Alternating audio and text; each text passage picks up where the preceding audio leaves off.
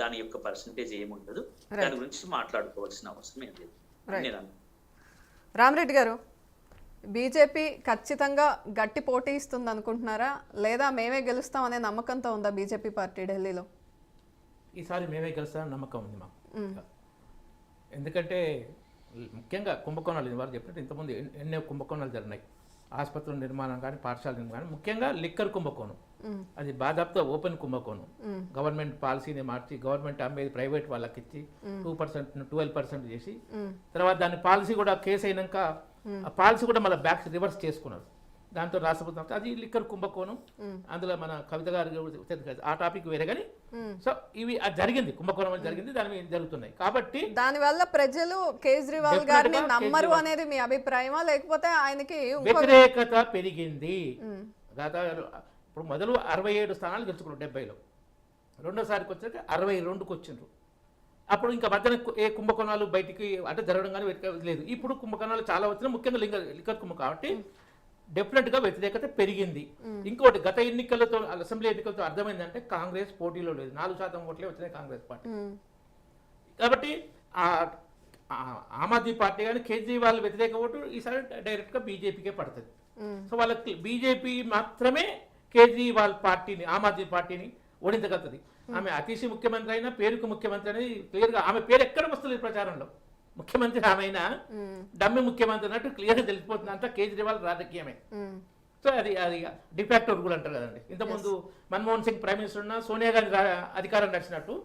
So అట్లా ఉంది కాబట్టి అది ప్రజలకు కూడా ఇప్పుడు ఎన్నికల ప్రచారం ఇంకా స్టార్ట్ కాదు, ఇవాళ నామినేషన్స్ లాస్ట్.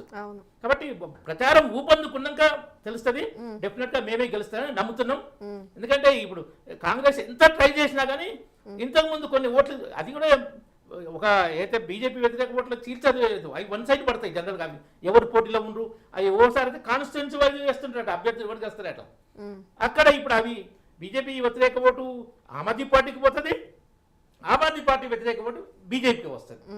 కాబట్టి ఈసారి కాంగ్రెస్ ఓట్లు 2% పడిపోయినా ఆశ్చర్యపోతూ, ఆమ్ ఆద్మీ పార్టీ ఓట్లు 53% అయితే వచ్చాయి లాస్ట్ టైం. అంటే ఉనికే లేకుండా పోతుంది కాంగ్రెస్ పార్టీ, అనుమానమే లేదు. తర్వాత ఇంకొకటి, విద్యావంత్ వారు చెప్పినట్టు విద్యావంతులు అదే లోక్సభ ఎన్నికలకు చూడండి, 54% ఓట్లు బీజేపీకి. ఒక్క ఎన్నిక కాదు, 2014 కానీ, 19 కానీ, 24 కానీ 3 సార్లు 7కు 7 బీజేపీ. ఒక్క సీటు ఆమ్ ఆద్మీ పార్టీ గెలవాలి లోక్సభ ఎన్నికలు. కాబట్టి ప్రజలు ఎవరు ముఖ్యమంత్రి కావాలి, ఎవరు ప్రధానమంత్రి కావాలి, ఏ పార్టీకి అధికారం ఇవ్వాలి, ఏ పార్టీ. మన తెలంగాణలో కూడా అసెంబ్లీ ఎన్నికల టైంలో బీజేపీకి 7% సీట్లు రాలే.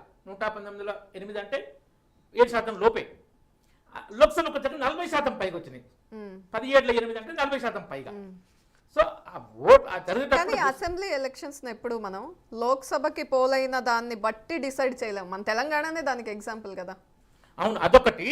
ఇంకోటి, లోక్సభలో బీజేపీకి తక్కువ వచ్చినాకన్నా అసెంబ్లీలో కూడా తక్కువ వస్తాయని అనుకోవాల్సిన అవసరం లేదు. మహారాష్ట్ర ఎన్నికలే, హర్యానా ఎన్నికలే స్పష్టంగా చెప్తున్నాయి. మహారాష్ట్రలో బీజేపీ ఎన్డీఏ చాలా చాలా తక్కువ వచ్చినాయి, 1/3 సీట్లు కూడా రాలంటారు. మరి అదే అసెంబ్లీ ఎన్నికల్లో 80% సీట్లు వచ్చినాయి. ఎక్కడ 30%, ఎక్కడ 80%. కాబట్టి అక్కడ ఆ పార్టీ మీద కానీ ఆ బ్యాంకు వ్యతిరేకత వచ్చినప్పుడు అది ఆ బీజేపీకి అడ్వాంటేజ్. మేము పక్క 70లో 40-45 స్థానాలు అయితే గెలుస్తాం. ఎందుకంటే వన్ సైడ్ యాంటీ బీజేపీ ఓట్లు ఆమ్ ఆద్మీ పార్టీగా పడతాయి. కాబట్టి ఆడ వాళ్ళన్ని లెక్కలు, అన్ని పార్టీలు ఉన్నాయి. ఆర్జేడీ ఉంది, అఖిలేష్ యాదవ్ సమాజ్వాదీ పార్టీ, ఇక కమ్యూనిస్ట్ ఎట్లా చేస్తారు, ఇక మత రాజకీయాలు అన్నీ ఉంటాయి. అవి ఎట్లా టోటల్ గా ఆమ్ ఆద్మీ పార్టీకి పోతాయి. కాబట్టి ఇండి కూటమిలో కాంగ్రెస్ తప్ప అన్ని ఆమ్ ఆద్మీ పార్టీగా సపోర్ట్ చేస్తారు. కాబట్టి ఆమ్ ఆద్మీ పార్టీ కూడా 20 అసెంబ్లీ స్థానాల వరకు గెలుచుకోవచ్చు. కానీ ఈసారి మాదే మిగతా వారి సపోర్ట్ వల్ల గెలుచుకోవచ్చు అనేది అంతే. ఇండి పార్టీల సపోర్ట్ వల్ల ఏ కుంభకోణం ఉన్నా అది మళ్ళీ మనం BJP ఓడగొట్టాలంటే Kejriwal party, Aam Aadmi party alternate గా ఉంది. కాంగ్రెస్ వీక్ గా ఉంది కదా. కాబట్టి దీనికే ఇప్పుడు మీరు చూడండి, ఉత్తరప్రదేశ్ లో అఖిలేష్ యాదవ్ కేస్తారు, ఒక వర్గం ఓట్లు. పశ్చిమ బెంగాల్లో మమతా బెనర్జీకి వేస్తారు, కేరళలో సిపిఎం కేస్తారు, ఇక్కడ కాంగ్రెస్ కేస్తారు, ఒక్కొక్క రాష్ట్రంలో ఒకరికి వేస్తారు. అంటే ఆ పార్టీకి అనుకూలం కాదు. ఓన్సీపీ పోతే ఎంఐఎం కేస్తారు, బీజేపీకి వెళ్ళిపోతుంది. బీజేపీ వ్యతిరేక ఓటు రాదు తప్ప అది కాంగ్రెస్ ఓటు, కమ్యూనిస్టుల ఓటు, అఖిలేష్ యాదవ్ ఓటు. ఇక్కడ పోతే ఆర్జేడీకి వస్తుంది. మనకి బీహార్ పోతే అఖిలేష్ యాదవ్ కేరు. సో అలాంటి ఆ ఓట్లు కూడా ఢిల్లీలో ఏంటంటే ఆ విధంగా పడ్డప్పుడు బీజేపీ పడతాయి కాబట్టి వాళ్ళకు 20 స్థానాలు అట్టిగా రావచ్చు. అదే అది లేకుంటే వాళ్ళు 10 కూడా రావు. కాబట్టి ఈసారి బీజేపీ ఢిల్లీలో అధికారంలోకి వస్తుంది. కాంగ్రెస్ అయితే అడ్రస్ ఉండదు. రైట్. కార్తిక్ గారు, ఇంకొకటి అది తెలంగాణ విషయంలో ప్రభావం అన్నారు కదా, వారు చెప్పినట్టు తెలంగాణ ప్రభావం అక్కడ ఉంటుందని ఎవరు అనుకోవట్లేదు. తెలుగు ఓటర్స్ ఉంటారు. తెలుగు ఓటర్స్ రేవంత్ రెడ్డి ద్వారా ఏమన్నా ఎక్సర్సైజ్ చేస్తాం అనుకుంటున్నారు. ఆ రేవంత్ రెడ్డి 1 year బ్యాక్ మాటల ఇది వేరు, అది కేసీఆర్ ఇది వ్యతిరేకత ఈ హామీలతో వచ్చింది తప్ప రేవంత్ రెడ్డి మాటలు వారు చెప్పినట్టు ఇప్పుడు నమ్మే పరిస్థితి లేదు. కాబట్టి తెలంగాణ రేవంత్ రెడ్డితో వాళ్ళు ఎందుకు చేయించుకుంటే కాంగ్రెస్ పార్టీ పరిస్థితి ఢిల్లీలో ఆ స్థాయిలో ఉంది. అంతా రేవంత్ రెడ్డి వస్తే తప్ప వాళ్ళకు మేము పోస్టర్ రిలీజ్ కానీ చేయలేని పరిస్థితి ఉండేది. అది దాంతో ఇక మన అడ్రస్ కూడా ఉండేది అర్థమైపోతుంది. కార్తిక్ గారు, ఖచ్చితంగా ఇక్కడ కాంగ్రెస్ పార్టీ